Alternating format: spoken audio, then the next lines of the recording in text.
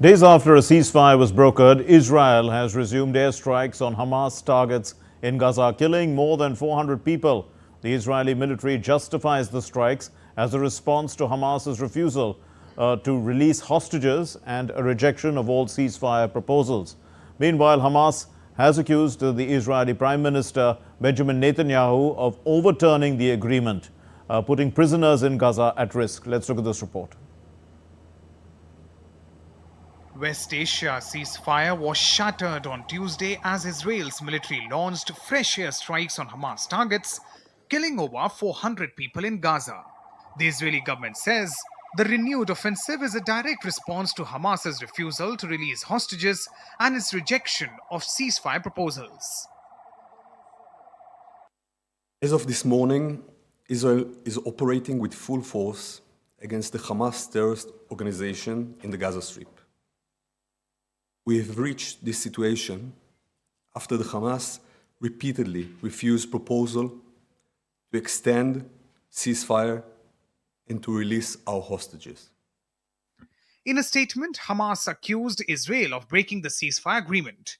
The group claims that Netanyahu's government has chosen to escalate the conflict, exposing detainees in Gaza to an uncertain fate. Meanwhile, a White House spokesperson confirmed that Israel consulted the administration of US President Donald Trump on the strikes in Gaza. Speaking to Fox News, White House spokesperson said that discussions took place on Monday.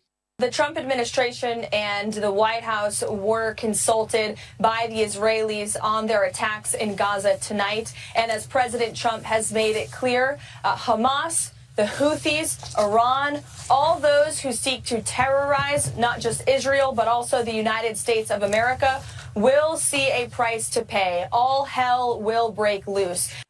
At the United Nations, Secretary General Antonio Guterres expressed shock over the escalation. A UN spokesperson described the strikes as devastating, adding that they have intensified an already dire humanitarian crisis in Gaza.